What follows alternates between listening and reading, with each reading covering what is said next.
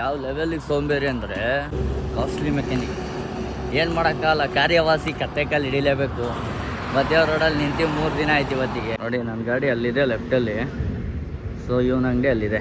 ಅಣ್ಣಂದು costly ದುನಿಯಾ, ಪೆಟ್ರೋಲ್ದು ಗಾಡಿದು ಆ ಕಡೆಯಿಂದ ಈ ಕಡೆಗೆ ಓಡಾಡೋ ಚಾರ್ಜಸ್ಸು, ಬಿಚ್ಚೋದಕ್ಕೆ ಹಾಕೋದಕ್ಕೆ ಎಲ್ಲ ಸೇರಿ ಟೋಟಲ್ 1200 ರೂಪಾಯಿ ಅಂತೆ. ನನ್ನ ಗಾಡಿ ಮೇಲೆ ಇವತ್ತುವರೆಗೂ ಆಗದೆ ಇರೋಷ್ಟು ಬೇಜಾರಿ ಗಾಡಿ ನಿಂತ ಮೇಲೆ ಆಗೈತೆ. ಹೆವಿ ಇಷ್ಟ ಆಗಿತ್ತು ಬ್ರೇಕಿನ ವಿಷಯದಲ್ಲಿ, ಸೊ ಇವಾಗ ಬ್ರೇಕಿನ ವಿಷಯದಲ್ಲಿ ಭಯ ಐತೆ. ಅಣ್ಣ ಎಲ್ಲ ಬಿಚ್ಚು ಕೊಟ್ಟಿದ್ದಾರೆ, ಸೊ ಇಲ್ಲಿ ಇಟ್ಟಿದ್ದೀನಿ. ಹೊಸದು ಬಂದು ಇವ್ರು ಹೇಳಿದ್ರು 10,000 ಮೇಲಿದೆ ಅಂತ. ದುರ್ಗಾ ಮೋಟಾರ್ಸವ್ರಿಗೆ ಫೋನ್ ಮಾಡಿದ್ವಿ. ಸೊ ನಮ್ಮ KST ಮೋಟಾರ್ಸಿಗೆ ಫೋನ್ ಮಾಡಿದ್ಕೆ 15,000 ಮೇಲಿದೆ ಅಂದರು. ಇಲ್ಲೆಲ್ಲ ಮಾಡೋಕ್ಕಾಗಲ್ಲ, ಬೆಳಿಗ್ಗೆ ಮಾಡ್ತೀವಿ ಅಂತ ಹೋಗ್ಬಿಟ್ರು. ಯಾಕೆಂದರೆ ಗಾಡಿ ಕ್ಯಾಂಬಲ್ ಲೂಸ್ ಮಾಡಿದ್ರೆ ಫ್ರೀ ಆಯ್ತದೆ. ಹೊಸದು ಎಷ್ಟಾಯ್ತದೆ ಅಂದರೆ ಹೊಸದಾಗಿ ಸಿಂಗಿದ್ರೆ ಹಾಕ್ಸ್ಬಿಡಿ, ಒಳ್ಳೆ ಕೆಲಸ, ಫೋನ್ ಮಾಡ್ತೀನಿ ಶೋರೂಮ್ಗೆ, ಹಂಗೆ ಏನು ನನಗಿಂತ ಹುಮ್ಮಸ್ ಅವ್ರಿಗೆ ಐತೆ. ಹಲೋ ಸ್ನೇಹಿತರೆ, ನಮಸ್ಕಾರ ಎಲ್ರಿಗೂ. Welcome back to my YouTube channel Vayuputra truck vlog.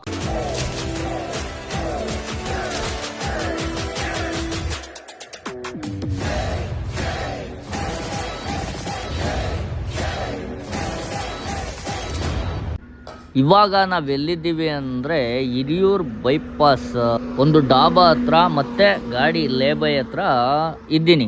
ಯಾಕಪ್ಪ ಅಂದರೆ ವಿಷಯ ಏನಪ್ಪ ಅಂದರೆ, ನಿನ್ನೆ ನಮ್ಮ ಟಾಟಾ ಗಾಡಿಗೆ ಒಂದು ತರಕಾರಿ ಲೋಡು ಮಾಡಿಕೊಂಡು ಬಂದಿತ್ತು. ಗಾಡೀಲಿ ತಾಂತ್ರಿಕ ದೋಷ ಅಂದರೆ ಬ್ರೇಕ್ ಫೇಲ್ಯೂರು, ಬ್ರೇಕ್ ನಿಂತಿರಲಿಲ್ಲ, ಗಾಡಿ ಬ್ರೇಕ್ ಹಿಡಿತಿರ್ಲಿಲ್ಲ. ಹಾಗಾಗಿ ನಮ್ಮ ಗಾಡಿಗೆ ಒಬ್ಬರು ಗೊತ್ತಿರೋರು ಬಂದಿದ್ದರು, ವಿಶಾಲ್ ಬ್ರೋ ಅಂತ ಹೇಳ್ಬಿಟ್ಟು. ಅವರು ಕಂಟ್ರೋಲ್ ಮಾಡಿಬಿಟ್ಟು ಗಾಡಿನ ಸೈಡಿಗೆ ಗೇರನ್ನೇ ನಿಲ್ಲಿಸಿ ಸೈಡ್ಗೆ ಹಾಕಿದ್ರು. ಫೋನ್ ಮಾಡಿದ್ರು, ಮತ್ತು ನಾನು ಕಂಟೈನರ್ ಗಾಡಿನ ಬೆಂಗಳೂರಿಂದ ಎತ್ಕೊಂಡು ಗಾಡಿಗೆ ಬಂದು ಗಾಡಿ ಹತ್ರ ಮಾಲ್ನೆಲ್ಲ ಕಂಟೈನರಿಗೆ ಶಿಫ್ಟ್ ಮಾಡಿದ್ರು, ತರಕಾರಿ ಮಾಲ್ನ. ಸೊ ಶಿಫ್ಟ್ ಮಾಡಿಬಿಟ್ಟು ಅಲ್ಲಿಂದ ಆ ಗಾಡಿನ ವಿಶಾಲ್ ಬ್ರೋನೇ ತೊಗೊಂಡೋದ್ರು ಅನ್ಲೋಡ್ ಮಾಡ್ಕೊಂಬರ್ಲಿ ಅಂತೇಳಿ. ನಾನು ಇಲ್ಲಿ ಗ್ಯಾರೇಜ್ಗೆ ರೆಡಿ ಮಾಡಿಸೋಣ ಅಂತ ಪಕ್ಕದಲ್ಲೇ ಇತ್ತು, ಸೊ ಆ ಗ್ಯಾರೇಜ್ಗೆ ಬಂದಿದ್ದೆ. ಇವರೇ ನೋಡಿ ಮೆಕ್ಯಾನಿಕ್. ಯಾವ ಲೆವೆಲಿಗೆ ಸೋಂಬೇರಿ ಅಂದರೆ, ಅವನ ಅಂಗಡಿಯಿಂದ ನನ್ನ ಗಾಡಿ 100 ಮೀಟ್ರು 150 ಮೀಟ್ರು ಮ್ಯಾಕ್ಸಿಮಮ್ ಅಂದರೆ ಅಷ್ಟೇ ಇರೋದು. ಅಷ್ಟಕ್ಕೆ 2 ವೀಲರ್ ಎತ್ಕೊಂಡು ಹೋಗ್ತಾನೆ. ಆಮೇಲೆ ಬಿಚ್ಚಿ ಫಿಟ್ ಮಾಡೋಕ್ಕೆ 1200 ರೂಪಾಯಿ ಅಂತ ಲೇಬರ್ ಚಾರ್ಜು. ಕಾಸ್ಟ್ಲಿ ಮೆಕ್ಯಾನಿಕ್ ಏನು ಮಾಡೋಕ್ಕಾಗಲ್ಲ, ಕಾರ್ಯವಾಸಿ ಕತ್ತೆ ಕಾಲು ಹಿಡಿಲೇಬೇಕು. ಮಧ್ಯ ರೋಡಲ್ಲಿ ನಿಂತು 3 ದಿನ ಆಯ್ತು ಇವತ್ತಿಗೆ. ಸೊ ಕೆಲಸ ಆಗಬೇಕು ಗಾಡಿದು. ಆಮೇಲೆ ಅದು ಬಿಚ್ಚಿ ರೆಡಿ ಮಾಡಿದ್ರೆ ಸರೋಗುತ್ತೆ ಅಂತ ಹೇಳಿದ್ದಾನೆ.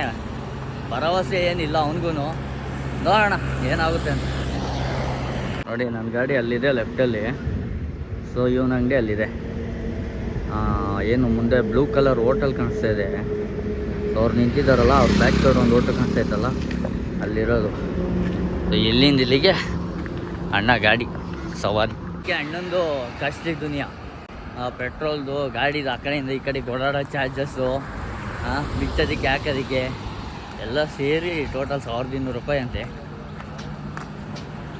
ವಿಧಿ ಇಲ್ಲ, ಮಾಡಿಸ್ಬೇಕು. ನನ್ನ ಗಾಡಿ ಮೇಲೆ ಇವತ್ತುವರೆಗೂ ಆಗದೆ ಇರೋಷ್ಟು ಬೇಜಾರಿ ಗಾಡಿ ನಿಂತ ಮೇಲೆ ಆಗೈತೆ. ಯಾಕಪ್ಪ ಅಂದರೆ, ಇಷ್ಟು ದಿನ ಕೆಲ್ಸಕ್ಕೆ ಬರ್ತಾಯಿತ್ತು, ಪ್ರಾಬ್ಲಮ್ ಕೊಡ್ತಾಯಿತ್ತು. ಬಟ್ ಈ ಬ್ರೇಕಿನ ವಿಷಯದಲ್ಲಿ ಪ್ರಾಬ್ಲಮ್ ಕೊಡ್ತಾಯಿರಲಿಲ್ಲ. ಹೆವಿ ಇಷ್ಟ ಆಗಿತ್ತು ಬ್ರೇಕಿನ ವಿಷಯದಲ್ಲಿ, ಸೊ ಇವಾಗ ಬ್ರೇಕಿನ ವಿಷಯದಲ್ಲಿ ಭಯ ಐತೆ. ಮೆಕ್ಯಾನಿಕ್ಕು ಆಲ್ರೆಡಿ ಬಿಚ್ಚುತ್ತಾ ಇದ್ದಾರೆ ನೋಡಿ. ಇದೇ ಕಿಟ್ಟೆ ಹೋಗಿರೋದು ಅಂದರೆ ಬ್ಲಾಕ್ ಆಗಿದೆ, ಇದನ್ನು ರೆಡಿ ಮಾಡ್ಸ್ಕೊಂಡು ಬರಬೇಕು. ಅಣ್ಣ ಎಲ್ಲ ಬಿಚ್ಚು ಕೊಟ್ಟಿದ್ದಾರೆ, ಸೊ ಇಲ್ಲಿ ಇಟ್ಟಿದ್ದೀನಿ. ಇದು ಹೊಸದು ಬಂದು ಇವ್ರು ಹೇಳಿದ್ರು 10,000 ಮೇಲಿದೆ ಅಂತ. ದುರ್ಗಾ ಮೋಟಾರ್ಸವ್ರಿಗೆ ಫೋನ್ ಮಾಡಿದ್ಕೆ. ಸೊ ನಮ್ಮ KST ಮೋಟಾರ್ಸಿಗೆ ಫೋನ್ ಮಾಡಿದ್ಕೆ 15,000 ಮೇಲಿದೆ ಅಂದರು. ಆದರೆ ನಮ್ಮ KST ಮೋಟಾರ್ಸ್ ಅವರು ಇದನ್ನೇ ರೆಡಿ ಮಾಡಿಸ್ಬೋದು, ಹೊಸದೇನು ಹಾಕೋ ಅವಶ್ಯಕತೆ ಇಲ್ಲ, ಕಿಟ್ ಹೋಗಿರುತ್ತೆ, ಕಿಟ್ ಹಾಕ್ಸ್ಕೊ ಅಂತ ಹೇಳಿದ್ರು. ಸೊ ಕಿಟ್ ಹಾಕ್ಸ್ಬೇಕು. ಇವಾಗ ಕಿಟ್ ಹಾಕ್ಸೋಕ್ಕೆ ಎಷ್ಟು ಒಂದು 2,500-3,000 ಆಗ್ಬೋದು ಅಂತ ಹೇಳೈತೆ. ನೋಡೋಣ. ಇವ್ರು ಬಿಚ್ಚಿಬಿಟ್ಟು ಕೊಟ್ಟರು. ನಾನು ಮೊನ್ನೆ ಇವ್ರಿಗೇನು ಹೇಳಿದೆ ಅಂದರೆ, ಕ್ಯಾಂಬೋರ್ಡ್ ಲೂಸ್ ಮಾಡಿ ಬ್ರೇಕ್ ಲೈನರು ಫ್ರೀ ಆಗಲಿ, ಗಾಡಿ ಮುಂದೆ ಎಲ್ಲರೂ ಹಾಕ್ತೀವಿ ಅಂತ ಹೇಳಿಕೆ. ಇಲ್ಲೆಲ್ಲ ಮಾಡೋಕ್ಕಾಗಲ್ಲ, ಬೆಳಿಗ್ಗೆ ಮಾಡ್ತೀವಿ ಅಂತ ಹೋಗ್ಬಿಟ್ರು. ಯಾಕೆಂದರೆ ಗಾಡಿ ಕ್ಯಾಂಬೋರ್ಡ್ ಲೂಸ್ ಮಾಡಿದ್ರೆ ಫ್ರೀ ಆಯ್ತದೆ, ರಮ್ಮೆಲ್ಲ ಫ್ರೀ ಆಯ್ತವೆ. ಸ್ವಲ್ಪ ಬ್ರೇಕ್ ಹಿಡಿಯುತ್ತೆ ಅನಿಸುತ್ತೆ, ಅಂದರೆ ಅಲ್ಲಿ ಏರೇ ಸಪ್ಲೈ ತಂತಿಲ್ಲ ಅಂದಮೇಲೆ ಬ್ರೇಕ್ ಹಿಡಿಯಲ್ಲ ನನ್ನ ಪ್ರಕಾರ. ಸೊ ಕ್ಯಾಂಬೋರ್ಡ್ ಲೂಸ್ ಮಾಡಿ ಅಂದಕ್ಕೆ ಮಾಡಲಿಲ್ಲ. ಸರಿ ಆಯಿತು ಅಂತ ಹೇಳ್ಬಿಟ್ಟು ಇವಾಗ ಆಮೇಲೆ ಇವ್ರಿಗೆ ಇನ್ನೊಂದೇನಂದ್ರೆ ಅಣ್ಣ ಹೊಸದು ಎಷ್ಟಾಯ್ತದೆ ಅಂದರೆ ಹೊಸದು ಹಾಕ್ಸಿಂಗಿದ್ರೆ ಹಾಕ್ಸ್ಬಿಡಿ, ಒಳ್ಳೆ ಕೆಲಸ, ಫೋನ್ ಮಾಡ್ತೀನಿ ಶೋರೂಮ್ಗೆ, ಹಂಗೆ ಏನು ನನಗಿಂತ ಹುಮ್ಮಸ್ ಅವ್ರಿಗೆ ಐತೆ, ಹಾಕ್ಸಿ ಅಂತ ಹೇಳ್ಬಿಡ್ತಾರೆ. ದುಡ್ಡು ಯಾರು ಹಾಕ್ತಾರೆ ಗುರು, ಬಜೆಟ್ ಎಷ್ಟೈತೆ ಗೊತ್ತು ತಾನೆ. ಹಿಂಗೂ ಗೊತ್ತು ಅದು ಹೊಸದು ಜಾಸ್ತಿ ರೇಟ್ ಇದೆ ಅಂತ ಹೇಳ್ಬಿಟ್ಟು, ಆದರೂ ಕೂಡ ಹೊಸ ತಮ್ಮನೆ ಹಾಕ್ಬಿಟ್ಬಿಟ್ಟು ಅಣ್ಣ ಹೊಸದು ಹಾಕೋದಲ್ಲ, ದುಡ್ಡು ಬೇಡವೇನ ಅಂದೆ. ಆಯ್ತು ನಿಮ್ಮ ಇಷ್ಟ ನೋಡಿ ಹೆಂಗೆ ಮಾಡ್ತೀರಾ ಹಂಗೆ ಅಂತ ಹೇಳ್ದ. ಸರಿ ಆಯಿತು ಅಂತ ಇವಾಗ 10 ಗಂಟೆಗೆ ಓಪನ್, ಇವಾಗ ಆಲ್ರೆಡಿ 7:45 8 ಗಂಟೆ ಟೈಮ್, ಇನ್ನೂ 2 ಅವರ್ ಟೈಮ್ ಐತೆ. ಸೊ 2 ಅವರಲ್ಲಿ ನಾನು ಹೋಗಿ ರೆಡಿ ಮಾಡಿಸ್ಕೊಂಡು ವಾಪಸ್ ಬರೋಷ್ಟೊಂದು ಎಷ್ಟೊತ್ತಾಗುತ್ತೋ ಗೊತ್ತಿಲ್ಲ. ಸೊ ಬಂದಾದ್ಮೇಲೆ ಫಿಟ್ ಮಾಡ್ತಾರೆ. ನಾನು ದೇವರನ್ನೇ ತಲೆ ಕೆಡ್ತಾ ಇದ್ದೀವರು. 4 ಬೋಲ್ಟ್ ಬಿಚ್ಚಿರೋದು, 2 ಪೈಪು, ವೈರ್ ತೊಗೊಳೋದು 2 ಪೈಪು, ಒಂದು ಔಟ್ಪುಟ್ 2, ಇನ್ಪುಟ್ 1, 3 ಪೈಪ್ ಬಿಚ್ಚವನೆ. 3 ಪೈಪು ಮತ್ತು 2 ಬೋಲ್ಟ್ಗಳು, ಅದು ಸಪೋರ್ಟಿಗೆ ನಿಲ್ಸೋಕ್ಕೆ ಬೋಲ್ಟ್ಗಳು ಹಾಕಿರ್ತಾರಲ್ಲ, ಸೊ ಆ ಬೋಲ್ಟ್ಗಳು 2 ಬಿಚ್ಚಿರೋದು. ಸೊ ಇವಾಗ ಮತ್ತೆ ಅದನ್ನು ರೀಫಿಟ್ ಮಾಡೋಕ್ಕೆ ಬಿಚ್ಚಿ ಹಾಕಿ 1200 ರೂಪಾಯಿ ಹೇಳಿರೋದು ಅಣ್ಣ ರೇಟು. ಭಯಂಕರ ಕಾಸ್ಟ್ಲಿ ಮಾರ್ರೆ. ನಮ್ಮ ಗಾಡಿಯವರು ದೇವರಾಣೆ ಉದ್ಧಾರ ಆಯ್ತಿಲ್ಲ ಅನ್ನೋದಕ್ಕೆ ಇದೇ ಕಾರಣ. ಮಧ್ಯದಲ್ಲಿ ಎಲ್ಲರೂ ಕಿರ್ಕೊಂಡು ತಿಂತವ್ರೆ. ಬಟ್ ಎಲ್ಲರೂ ಈ ಥರ ಇರೋಲ್ಲ. ನಮ್ಮ ಗೊತ್ತಿರೋ ನಮ್ಮ ಸರ್ಕಲಲ್ಲೇ ಚೆನ್ನಾಗಿ ವರ್ಕ್ ಮಾಡೋರು ಇರ್ತಾರೆ. ಸೊ ಅಷ್ಟು ಕಾಸ್ಟ್ಲಿ ತೊಗೊಳ್ಳೋದೇ ಇಲ್ಲ. 400-500 ರೂಪಾಯಿ ಕೆಲಸ ಆಗೋಗ್ತಿದ್ದು. 400 ರೂಪಾಯಿ ನನ್ನ ಪ್ರಕಾರ ತೊಗೊಂಡ್ರೆ. ಇವನು ಅಣ್ಣ ಗಾಡಿ ತಿಂಗಳು ಕಟ್ಟೋ ಬಾಡಿಗೆನ ಒಂದೇ ಸರಿ ರಿಕವರ್ ಮಾಡ್ತಾಯಿದ್ದಾನೆ. ನಾನೇ ಆ ಗಾಡಿಯವ್ರಿಗೆ ಹೇಳಿ ಕಳಿಸ್ಬಿಡ್ತೆ, ದೊಡ್ಡ ಗಾಡಿಯವ್ರಿಗೆ. ಸೊ ಈ ಥರ ಕಾಸ್ಟ್ಲಿ ತಗೊಂಡ್ರೆ ಮತ್ತು ಕೆಲಸ ಏನು ಅಷ್ಟು ಇಷ್ಟ ಆಗೋಲ್ಲ. ಸೊ ನೋಡೋಣ, ನಮ್ಗೆ ಇವಾಗ ಪ್ರೆಸೆಂಟ್ ಇವಾಗ ಕೆಲಸ ಆಗಬೇಕು. ನೋಡೋಣ ಏನಾಗುತ್ತೆ ಅಂತ ಹೇಳ್ಬಿಟ್ಟು ರೆಡಿ ಮಾಡಿಸ್ಕೊಬರೋಣ. ಇರಿ ವೆಯ್ಟ್ ಮಾಡೋಣ. ಗಾಡಿ ಕೆಟ್ಟೋಗಿದ್ದ ಜಾಗದಲ್ಲೇ ಇನ್ನೊಂದು ಗಾಡಿಗೆ ಡ್ರಾಪ್ ಕೇಳ್ಬಿಟ್ಟು ಈ ಗಾಡಿಗೆ ಹತ್ಕೊಂಡೆ. ಪಾಪ ಒಳ್ಳೆಯವರು, ತುಂಬ ಒಳ್ಳೆಯವರು. ಹಿಂಗೆಲ್ಲ ಆಗಿದೆ ಅಂತ ಹೇಳ್ಬಿಟ್ಟು ತೋರಿಸ್ದೆ. ಪಾಪ ಅವರು ಡ್ರಾಪ್ ಹಾಕಿದ್ರು. ಸೊ ಡ್ರಾಪ್ ಹಾಕಿಸ್ಕೊಂಡಿದ್ದಾಯಿತು. ಪಾಪ ಅಣ್ಣ ಒಳ್ಳೆಯವರು, ನಮ್ಮ ಏರಿಯಾ ಕಡೆಯವರೇ, ತಾವರೆಕೆರೆಯವರು. ಮಾತಾಡ್ಕೊಂಬಂದರು ಚೆನ್ನಾಗೆ. ಸೊ ಇವಾಗ ಇಲ್ಲಿಂದ ಹೊಸಪೇಟೆ ಬೈಪಾಸ್ ರೋಡ್ ಕ್ರಾಸ್ ಮಾಡ್ಕೊಂಡು ಆ ಕಡೆ ಹೋಗಿ, ಸೊ ಅಲ್ಲಿಂದ ಯಾವ್ದಾದ್ರು ಗಾಡಿ ಹಿಡಿಬೇಕು. ಬನ್ನಿ ಹೋಗೋಣ. ಲೊಕೇಶನ್ನು ಏನೂ ಇರಲಿಲ್ಲ. ಹಂಗೂ ಅವ್ರನ್ನೆಲ್ಲ ಕೇಳ್ಕೊಂಡು ಫೈನಲಾಗಿ ಗ್ಯಾರೇಜ್ ಹತ್ರ ಬಂದೆ. ಇನ್ನೂ ಓಪನೇ ಆಗಿಲ್ಲ ಅವರು. 10 ಗಂಟೆ ಅಂತ ಓಪನ್. ಸೊ ಇನ್ನೂ 9:15 ಟೈಮು. ಇನ್ನೂ ½ ಆನ್ ಅವರ್ ಕಾಯಬೇಕು. 40 ಕಿಲೋಮೀಟ್ರ್ ಬಂದಿದ್ದೇನೆ ಲಾರಿಲಿ ಡ್ರಾಪ್ ಹಾಕ್ಸ್ಕೊಂಡು. ಸೊ 1 ರೂಪಾಯಿ ದುಡ್ಡು ಕೊಟ್ಟಿಲ್ಲ. ಸೊ ಬರೀ 3 ಕಿಲೋಮೀಟ್ರ್ ಬಂದಿದ್ದೀನಿ ಆಟೋದಲ್ಲಿ, 50 ರೂಪಾಯಿ. Commercial vehicle. ಇಷ್ಟು ಬಂದು ಓಪನ್ ಮಾಡ್ತವ್ರೆ ಶಟರ್ನ. ಸದ್ಯಕ್ಕೆ ಸ್ಪೇರ್ ಪಾರ್ಟ್ಸ್ ಎಲ್ಲ ಬಿಚ್ಚಿಬಿಟ್ಟಿದ್ದಾರೆ ನೋಡಿ. ಆಗಿದೆ ನಮ್ಮ ಗಾಡಿದು.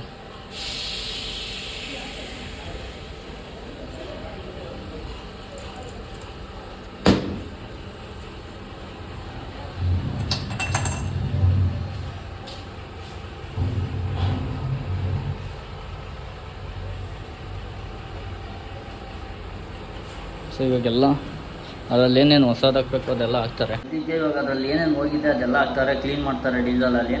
ಫುಲ್ಲು ವಾಶ್ ಮಾಡಿಬಿಟ್ಟು ಸೊ ರೆಡಿ ಮಾಡಿ ಕೊಡ್ತಾರಂತೆ. ಅದೇ ಫಾಲ್ಟು ಅದೇ ಹೋಗಿದೆ ಅಂತ ಹೇಳ್ತಾವ್ರು ಇವರು. ಸೊ ಇವಾಗ ಅದಕ್ಕೆ 5,950 ರೂಪಾಯಿ ಚಾರ್ಜಸ್ ಆಗುತ್ತಂತೆ. ಇನ್ನೇನು ಮಾಡೋಕ್ಕಾಗಲ್ಲ, ಮಾಡಿ ಅಂತ ಹೇಳಿದ್ದೀನಿ. ಹೊಸದಾದರೆ 15,000, 11-15,000 ಖರ್ಚು ಮಾಡಬೇಕಾಗುತ್ತೆ. ಫಿಟ್ಟಿಂಗ್ ಚಾರ್ಜಸ್ ಎಲ್ಲ ಸೇರಿ 10,000 ರೂಪಾಯಿ ಆಗೇ ಆಗ್ತದೆ. ಇವ್ರು ರೆಡಿ ಮಾಡೋದು ಪ್ಲಸ್ ಅಲ್ಲಿ ಅವರು ಬಿಚ್ಚಿ ಹಾಕಿ ಅದು ಮಾಡೋದು, ಇವ್ರ ಕೆಲಸದ್ದು ಎಲ್ಲ ಸೇರಿದ್ರೆ 7-8 ಸಾವಿರ ರೂಪಾಯಿ ಖರ್ಚು ಬಂದ್ಬಿಡುತ್ತೆ. ಗಾಡಿಯವ್ರು ಏನು ಮಾಡಬೇಕು, ಏನು ಕಥೆನೂ ಒಂದು ಅರ್ಥ ಆಯ್ತಲ್ಲ.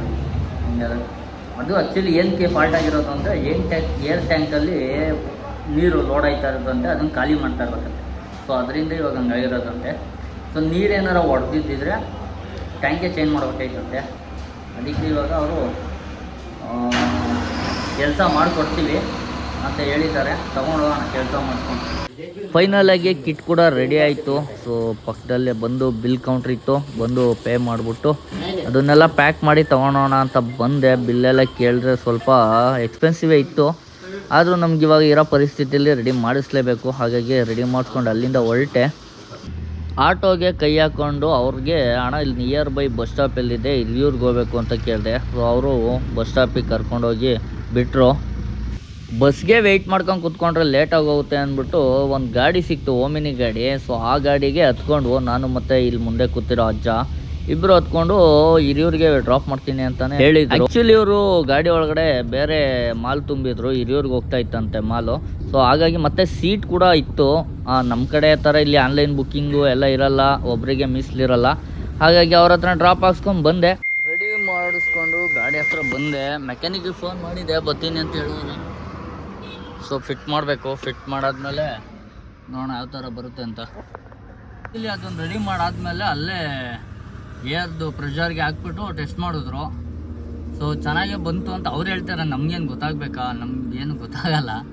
ಸೊ ಅವ್ರು ತೋರಿಸಿದ್ರು ಚೆನ್ನಾಗಿ ಬರ್ತಾಯಿದೆ, ಇವಾಗ ಕೆಲಸ ಮಾಡ್ತಾಯಿದ್ದೆ ಅಂತೇಳಿ ತೋರಿಸಿದ್ರು. ನನಗೇನು ಸರಿ ಅಣ್ಣ ಆಯ್ತು ಪ್ಯಾಕ್ ಮಾಡಿಕೊಡಿ ಅಂತೇಳಿ ಪ್ಯಾಕ್ ಮಾಡಿಕೊಂಡು ಬಿಲ್ ಮಾಡಿಸ್ಕೊಂಡು ಬಂದೆ. ಬರ್ಬೇಕಾರೆ ಏನು ಸೀನ್ ಆಯಿತು ಅಂದರೆ, ಏನು ಇವಾಗ ಆಟೋ ಇಳ್ಕೊಂಡೆ. ಸೊ ಅವರು 50 ರೂಪಾಯಿ ತೊಗೊಂಡ್ರು. 40 ಕಿಲೋಮೀಟ್ರ್ ಬಂದಿದ್ದೀನಿ ಅಲ್ಲಿಂದ ಇಲ್ಲಿಗೆ. ಸೊ 50 ರೂಪಾಯಿ ತೊಗೊಂಡ್ರು. ಈ ಥರ ಚಾರ್ಜಸ್ ಮಾಡಿದ್ರೆ ನಮಗೂ ಬೇಜಾರಾಗಲ್ಲ. ಬರೀ 2 ಕಿಲೋಮೀಟ್ರಿಗೆ ಬೆಳಿಗ್ಗೆ 50 ರೂಪಾಯಿ ಇಸ್ಕೊಬಿಟ್ನಲ್ಲ ಆಟೋದನ್ನು, ಅದು ಬೇಜಾರಾಗೋದು. ಸೊ ನೋಡಿ ಯಾವಾಗ ಫಿಟ್ ಮಾಡ್ತಾರೆ ಏನು ಕತೆ ಅಂತ. ಬೆಳಗಿಂದ ನಾನು ಒಂಚೂರು ಟಿಫನ್ ಮಾಡ್ಕೊಂಡು ಬಂದಿದ್ದೆ. ಸೊ ಹೊಟ್ಟೆ ಶೀತ ಐತೆ. ನೆನ್ನೆ 2 ಬಾಳೆಹಣ್ಣು ತೆಗ್ದಿಕೊಂಡಿದ್ದೆ, ಊಟ ಅಡ್ಜಸ್ಟ್ ಆಗದೆ ಇರೋದಕ್ಕೆ. ಸೊ ಇವಾಗ ಅದನ್ನೇ ತಿನ್ಕೋಬೇಕು. ಫಿಟ್ ಮಾಡಿ ನೋಡೋಣ ಹೆಂಗೆ ವರ್ಕ್ ಆಗುತ್ತೆ ಅಂತ.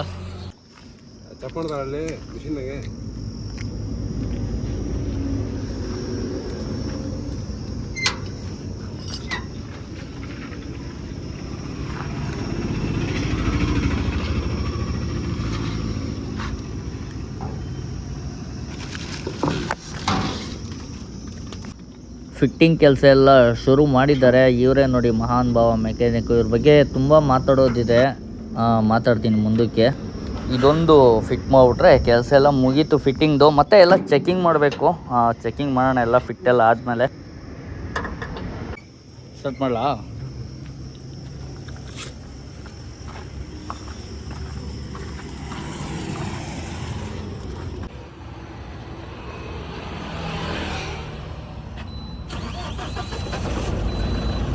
ಅದು 8ಕ್ಕೆ ತೋರಿಸೋದಲ್ಲ, ಯಾಕೆ? ಅದು ಏರ್ದು ಟ್ಯಾಂಕ್ ಲೋಡ್ ಆಗಿರೋದು.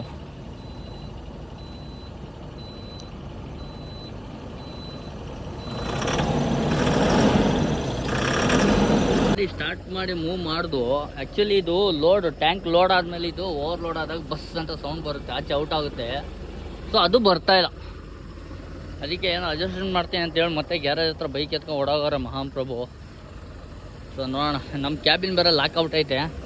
ಈ ಬೋಲ್ಟ್ಗಳು ಬಿಚ್ಚಿಬಿಟ್ಟು ತೆಗಿಬೇಕು. ತೆಗಿಯೋಣ. ಫೈನಲಿ ಗಾಡಿ ರನ್ ಆಯಿತು. ಬಟ್ ಪ್ರಾಬ್ಲಮ್ ಏನಾಯ್ತಾ ಇದೆ ಅಂದರೆ, ಫ್ರಂಟ್ ಒಂದು ಕಿಟ್ ಬರುತ್ತೆ ಏರ್ದು ಟ್ಯಾಂಕರ್ದು. ಸೊ ಆ ಕಿಟ್ಟು ಮತ್ತು ಲೀಕೇಜ್ ಆಯ್ತೈತೆ ಅದೊಂದು. ಮತ್ತು ಲೆಫ್ಟ್ ಸೈಡಲ್ಲಿ ಟರ್ಬೋದು ಒಂದು ರೆಡ್ ಕಲರ್ದು ಇದು ಬರುತ್ತೆ. ಸೊ ಪೈಪು, ಸೊ ಅದು ರಬ್ಬರ್ದು ಪ್ಯಾಕ್ ಅದು ಹೋಗಿದೆ. ಅವೆರಡು ಹಾಕಿಸ್ಬೇಕು. ಅದರಿಂದ ಪಿಕಪ್ ತೊಗೊತಾ ಇಲ್ಲ, ಲೆಫ್ಟ್ ಸೈಡ್ದು ಟರ್ಬೋದು ಪೈಪ್ ಹೋಗಿರೋದ್ರಿಂದ. ಇದರಿಂದ ಲೀಕೇಜ್ ಆಯ್ತೈತೆ. ಎಲ್ಲಿ ಆಯ್ತೈತೆ ಏನು ಕತೆ ಅದು ಗೊತ್ತಾಯ್ತಿಲ್ಲ. ಸೊ ಇವಾಗ ಇವಾಗ ಬ್ರೇಕಿಂಗ್ ನೋಡಿ, ಬ್ರೇಕ್ ಎಲ್ಲ ಹಿಡಿಯುತ್ತೆ. ಬ್ರೇಕ್ ಹಿಡಿದಾಗ ಲೆಫ್ಟಿಗೆ ಎಳಿಯುತ್ತೆ ಗಾಡಿ. ಸೊ ಬ್ರೇಕ್ ಅಡ್ಜಸ್ಟ್ ಮಾಡಿಸ್ಬೇಕು. ಅವನು ಅಡ್ಜಸ್ಟ್ ಮಾಡೋಕ್ಕೆ ಒಳ್ಳೆ ಇದು ಮಾಡ್ದಂಗೆ ಮಾಡ್ತಾನೆ. ಸೊ ಅವನ ಹತ್ರ ಕ್ಲಿಯರ್ ಬಂದಿದ್ದಾಯಿತು. 1200 ರೂಪಾಯಿ ಕೇಳಿದ, 800 ರೂಪಾಯಿ ಕೊಟ್ಟು ಅದಕ್ಕೆ ಸಿಕ್ಕಾಪಟ್ಟೆ ಗಲಾಟೆ ಮಾಡ್ದ. ಆದರೂ ಏನು ಮಾಡೋಕ್ಕಲ್ಲ, ನಾವು ಎಷ್ಟು ಕೊಡಬೇಕು ಅಷ್ಟೇ ಕೊಡಬೇಕು. ಮೊದಲೇ ಹೇಳಿದ್ದೆ ಅಲ್ವಾ, ನಾನು ಮೊದಲೇ ಹೇಳಿಲ್ವಾ ಅಂತಾನೆ. ಅಣ್ಣ 3 ಪೈಪ್ ಬಿಚ್ಚಿ ಹಾಕೋಕ್ಕೆ 1200 ರೂಪಾಯಿ ತಗೊಂಡ್ರೆ ಹಿಂಗೆ ಅಂತೆಲ್ಲ ಕೇಳಿ ಅವ್ನು ಬೇಜಾರು ಮಾಡ್ಕೊಂಡು ಹೊರ್ಕೊಂಡು ಬೈಕೊಂಡು ಹೋದ. ಸೊ ಬೈಕೊಂಡು ಹೋದ್ರೂ ಪರವಾಗಿಲ್ಲ. 800 ರೂಪಾಯಿನೂ ಜಾಸ್ತಿನೇ ಆಗುತ್ತೆ. ನಾನು ನಮ್ಮ ಬೆಂಗಳೂರು ಸ್ಟುಡಿಯೋ ಸ್ಟ್ಯಾಂಡ್ ಸಿದ್ದಪ್ಪಣ್ಣಗೆ ಫೋನ್ ಮಾಡಿ ಕೇಳಿದೆ ಗ್ಯಾರೇಜ್ ಅವ್ರಿಗೆ. ಸೊ ಅವ್ರು ಹೇಳಿದ್ರು 450ಇಂದ 500, ಒಂದು 600 ರೂಪಾಯಿ ತೊಗೋಬೋದು ಅಂತ. ಸೊ ಹಾಗಾಗಿ ನಾನು 800 ರೂಪಾಯಿ ಕೊಡೋಕೆ ಹೋದ್ರೂ ಇದು ಮಾಡ್ತಾವ್ರಣ್ಣ ಅಂದೆ. ಆಯ್ತು ನೋಡ್ಕೊಂಡು ಬಾ ಅಂದರು. ಸೊ ಆಯಿತು ಅಂತ ಹೇಳ್ಬಿಟ್ಟು 800 ರೂಪಾಯಿ ಕೊಟ್ಟೆ. 1 ರೂಪಾಯಿ ಜಾಸ್ತಿ ಕೊಡಲಿಲ್ಲ. ಸೊ ಮಾಡಿಸ್ಕೊಂಡು ಹೋಯ್ತಾ ಇದ್ದೀನಿ. ಇನ್ನೂ ಕೆಲಸಗಳಿದ್ದಾವೆ, ಪ್ರಾಬ್ಲಮ್ಗಳಿದ್ದಾವೆ. ಎಲ್ಲ ಸಾಲ್ವ್ ಮಾಡೋದು ಯಾವಾಗ, ಏನು ಕತೆ ಒಂದು ಗೊತ್ತಿಲ್ಲ ಇದ್ರದ್ದು ಸ್ಟೋರಿ. ನೋಡೋಣ ಯಾವಾಗ ಆಗುತ್ತೆ ಏನು ಕತೆ ಅಂತ. ಆ ಮೆಕ್ಯಾನಿಕ್ ಹತ್ರ ಅರ್ಧಂಬರ್ಧ ಗಾಡಿ ಎಲ್ಲ ರೆಡಿ ಮಾಡಿಸ್ಕೊಂಡು ನಾವು ತುಮಕೂರಿಗೆ ಬಂದೆ. ತುಮಕೂರಲ್ಲಿ ನಮ್ಗೆ ಗೊತ್ತಿರೋ ಮೆಕ್ಯಾನಿಕ್ ಹತ್ರ. ಸೊ ಗಾಡಿ ನಿಲ್ಲಿಸ್ಬಿಟ್ಟು ಎಲ್ಲ ರೆಡಿ ಮಾಡ್ಸೋಕ್ಕೆ ಅಂತ ಹೇಳಿಬಿಟ್ಟೆ. ಅಂದರೆ ಫ್ರಂಟು ಅದೇನು ಕಿಟ್ಟಿದೆ ಅದು ಕೂಡ ಏರ್ ಲೀಕೇಜ್ ಆಯ್ತಾಯಿತ್ತು. ಸೊ ಅದು ರೆಡಿ ಮಾಡೋಕ್ಬಿಟ್ಟೆ. ಬ್ರೇಕ್ ಅಡ್ಜಸ್ಟ್ಮೆಂಟು ಮತ್ತು ಕಂಪ್ರೆಸರ್ ಪೈಪು, ಅಂದರೆ ಟರ್ಬೋ ಔಟ್ಪುಟ್ ಪೈಪ್ ಬರುತ್ತೊಂದು. ಸೊ ಆ ಪೈಪು ಎಲ್ಲ ರೆಡಿ ಮಾಡೋಕ್ಕೆ ಸೊ ಬಿಟ್ಬಿಟ್ಟು ತುಂಬ ಹೊಟ್ಟೆ ಹಸಿತಿತ್ತು, ಅದಕ್ಕೆ ಹೋಟೆಲ್ಗೆ ಹೋದೆ.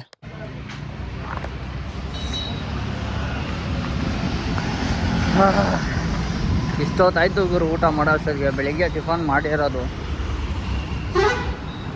ಬೆಳಿಗ್ಗೆ ಟಿಫನ್ ಏನು ಮಾಡಿಲ್ಲ ಆ್ಯಕ್ಚುಲಿ, ಅದೇ ಇಡ್ಲಿ ತಿಂದಿದ್ದು ಅಷ್ಟೇ ಎರಡು. ಸೊ ಇಷ್ಟೊತ್ತಾಯಿತು ಊಟ ಮಾಡೋ ಅಷ್ಟೊತ್ತಿಗೆ ಲೇಟ್. ಊಟ ಮಾಡ್ಕೊಂಡು ಮತ್ತೆ ಗ್ಯಾರೇಜ್ ಹತ್ರ ಹೋಗಿ ಮತ್ತೆ ಗಾಡಿ ರೆಡಿ ಮಾಡಿಸೋ ಅಷ್ಟೊತ್ತಿಗೆ ಸಾಯಂಕಾಲ 6:30 7 ಗಂಟೆ ಆಗೋಯ್ತು. ಸೊ ಅಲ್ಲಿಂದೆಲ್ಲ ಕ್ಲಿಯರ್ ಮಾಡಿಕೊಂಡು ಮನೆ ಕಡೆಗೆ ಖಾಲಿ ಗಾಡಿ ಎತ್ಕೊಬಂದ್ಬಿಟ್ಟೆ. ಹಿರಿಯೂರಿಂದನೂ ಬೆಂಗಳೂರುವರೆಗೂ ಆರಾಮಾಗಿ ಖಾಲಿ ಗಾಡಿನೇ ಬಂತು. ಯಾಕೆಂದರೆ ನಾನು ಡೀಸೆಲ್ ಹಾಕ್ಸಿದ್ದೆ ಅದರಲ್ಲಿ ಆಲ್ರೆಡಿ. ಗೋವಾಗೆ ರೀಚ್ ಆಗಬೇಕಾಗಿದ್ದ ಗಾಡಿ ಮಧ್ಯದಲ್ಲಿ ಹಿಂಗೆಲ್ಲ ಆಗೋಯ್ತು. ಸೊ ಅದೇ ಡೀಸೆಲಲ್ಲೇ ಗಾಡಿ ಎಲ್ಲ ರೆಡಿ ಮಾಡಿಸ್ಕೊಂಡು ರಿಟರ್ನ್ ತೊಗೊಬಂದೆ.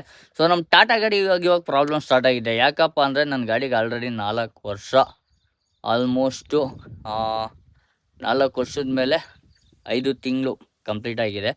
ಸೊ ಇನ್ನು 7 ತಿಂಗಳು ಬಾಕಿ ಇದೆ 5 ವರ್ಷಕ್ಕೆ. ಸೊ 4 ವರ್ಷ 5 ತಿಂಗಳು ಕಂಪ್ಲೀಟ್ ಆಗಿದೆ. ಇನ್ನು 7 ತಿಂಗಳಾದರೆ ನನ್ನ ಗಾಡಿ EMI ಕೂಡ ಕ್ಲಿಯರ್ ಆಗುತ್ತೆ. ಬಟ್ ಕ್ಲಿಯರ್ ಆಗುತ್ತೆ ಅನ್ನೋ ಖುಷಿಗಿಂತ ಸೊ ಗಾಡೀಲಿ ಪ್ರಾಬ್ಲಮ್ಗಳು ಸ್ಟಾರ್ಟ್ ಆಗಿದೆ. ಇವಾಗ ಪ್ರಾಬ್ಲಮ್ಗಳು ಸ್ಟಾರ್ಟ್ ಆಗಿದೆ. ನಮ್ಮದು ಏನು ಸರ್ವಿಸ್ ವಾರಂಟಿ ಇದೆ, ಶೋರೂಮ್ ವಾರಂಟಿ ಗ್ಯಾರಂಟಿ ಇದೆ, ಎಲ್ಲ ಕ್ಲಿಯರ್ ಆಗೋಗಿದೆ. ಇವಾಗ ನಾವೇನೇ ₹1 ಮಾಡಬೇಕು ಅಂದ್ರೂ ಯಾವುದೇ ಥರ ಕ್ಲೈಮ್ಗಳಾಗಲ್ಲ. ನಾವೇ ಕೈಯಿಂದನೇ ಹಾಕಬೇಕು, ಕೈಯಿಂದನೇ ಮಾಡಬೇಕು, ನಾವೇನೇ ಕೆಲಸ ಮಾಡಿಸ್ಬೇಕು ಅಂದ್ರೂ. ಸೊ ಹಿಂಗಾಗಿದೆ. ಅದರಿಂದ ಏನು ಇವಾಗ ಖರ್ಚು ಮಾಡಿದೆ ಎಲ್ಲ ₹1 ಯಾವುದು ಕ್ಲೈಮ್ ಆಗದೇನೆ ಕೈಯಿಂದ ರೆಡಿ ಮಾಡಿಸಿರೋದೇ ಆಯಿತು. ಇದಲ್ಲದೆ ಇನ್ನೂ ಬಿಫೋರ್ 1 ಇಯರ್ ಮುಂಚೆಯಿಂದನೂ ನಮ್ಗೆ ಇದು ಆಲ್ರೆಡಿ ಸ್ಟಾರ್ಟ್ ಆಗಿದೆ ಗಾಡಿಗಳ ಪ್ರಾಬ್ಲಮ್ ಕೊಡೋದಕ್ಕೆ. ಸೊ ಈಗಲೂ ಕೂಡ ಗಾಡಿ ನೋಡಿ ಮನೆ ಹತ್ರನೇ ನಿಂತಿದೆ. ಯಾಕಪ್ಪ ಅಂದರೆ ಡ್ರೈವರ್ ಇಲ್ಲದೆ ಇರೋಕ್ಕೋಸ್ಕರ ನಿಲ್ಲಿಸಿರೋದು. ಗಾಡಿ ಎಲ್ಲ ರೆಡಿ ಇದೆ. ಇವಾಗ ಟೈರ್ ಒಂದು ಹಾಕ್ಸ್ಬೇಕಷ್ಟೇ, ಫ್ರಂಟಲ್ ಟೈರು, ರೈಟ್ ಸೈಡಲ್ಲಿ ಟೈರು ಹಾಕ್ಸ್ಬೇಕು. ಇದಕ್ಕೆ ಸದ್ಯಕ್ಕೆ ನಿಲ್ಲಿಸಿದ್ದೀವಿ. ಸೊ ಪ್ರಾಬ್ಲಮ್ ಸ್ಟಾರ್ಟ್ ಆಗಿದೆ. ಬಟ್ ನಾವೇನು ಅಂದರೆ ಚಿಕ್ಕದಾಗ ಸ್ಟಾರ್ಟ್ ಆಗೋ ಪ್ರಾಬ್ಲಮ್ನ ಆವಾಗಲೇ ಕ್ಲಿಯರ್ ಮಾಡ್ಕೊಡ್ಬೇಕು, ದೊಡ್ಡದಾಗ ಆಗೋವರೆಗೂ ಬಿಡಬಾರ್ದು. ಯಾಕಪ್ಪ ಅಂದರೆ ಚಿಕ್ಕದಾಗಿದ್ದಾಗಲೇ ಕಮ್ಮಿ ಅಮೌಂಟು ಖರ್ಚಾಗುತ್ತೆ, ದೊಡ್ಡದಾಗ್ಬಿಟ್ರೆ ಜಾಸ್ತಿ ಅಮೌಂಟ್ ಆಗೋಗುತ್ತೆ. ಅವಾಗ ಅಸೆಂಬ್ಲಿನೇ ಚೇಂಜ್ ಮಾಡ್ಬೇಕಾಯ್ತದೆ, ಪಾರ್ಟ್ಸ್ನೇ ಚೇಂಜ್ ಮಾಡ್ಬೇಕಾಯ್ತದೆ. ಸೊ ಚಿಕ್ಕದಾಗಿದ್ದಾಗೇನೆ ರೆಡಿ ಮಾಡಿಸಿದ್ರೆ ಇರೋ ಕೆಲಸನ, ಇರೋ ಮೆಟೀರಿಯಲಲ್ಲೇ ಏನು ಹೋಗಿದೆ ಅದನ್ನು ತೆಗ್ದು ಚೇಂಜ್ ಮಾಡ್ಬೋದು. ಈ ಥರ ಇರುತ್ತೆ ಗಾಡಿಗಳ ಮೇಂಟೆನೆನ್ಸು. ಇವಾಗ ಲೋನ್ ತೀರ್ತಾ ಸ್ವಲ್ಪ ಹುಷಾರಾಗಿ ನೋಡ್ಕೊಬೇಕಾಗುತ್ತೆ. ನೋಡೋಣ, ಇವೆಲ್ಲ ಆಗಿದೆ. ಇನ್ನೇನು 7 ತಿಂಗಳು ಕಂಪ್ಲೀಟ್ ಆಗಲಿ, ನೋಡೋಣ. ನಾವೇನೇನೇ ಎಕ್ಸ್ಪೆಕ್ಟೇಷನ್ ಇಟ್ಕೊಂಡಿರ್ತೀವಿ ಲಾರಿ ಫೀಲ್ಡಿಗೆ ಬರಬೇಕಾದ್ರೆ, ಬಟ್ ಎಕ್ಸ್ಪೆಕ್ಟೇಷನ್ಗಳೆಲ್ಲ ಸೈಡ್ಗೆ ಇಕ್ಕಂಗೆ ಆಗ್ಬಿಟ್ಟಿದೆ ಇವಾಗ. ನೋ ಮೋರ್ ಎಕ್ಸ್ಪೆಕ್ಟೇಷನ್ ಇನ್ ಮೈ ಟಾಟಾ ಗಾಡಿ. ಸೊ ಒಂದು EMI ಕ್ಲಿಯರ್ ಆಯ್ತಿದೆ ಅನ್ನೋ ಒಂದು ಭರವಸೆ, ಖುಷಿ ಇದೆ ಅಷ್ಟೇ. ಸೊ ನೋಡೋಣ ಮುಂದಕ್ಕೆ ಇನ್ನೂ ಯಾವ ಥರ ಆಗುತ್ತೆ. ಸೊ ಇಲ್ಲಿವರೆಗೂ ಸ್ಟ್ರಗಲ್ ಎಲ್ಲ ಬಿದ್ಕೊಂಡು ಬಂದಿದ್ದೀವಿ. ಇನ್ನು ಮುಂದೇನಾದ್ರೂ ಖರ್ಚುಗಳನ್ನ ಕಮ್ಮಿ ಮಾಡಿಬಿಟ್ಟು ಸೇವಿಂಗ್ಸ್ನ ಜಾಸ್ತಿ ಮಾಡೋಣ ಅಂತ ಅಂದ್ಕೊಂಡಿದ್ದೀನಿ. ಏನೇನಾಗುತ್ತೆ ಎಲ್ಲ ನೋಡೋಣ.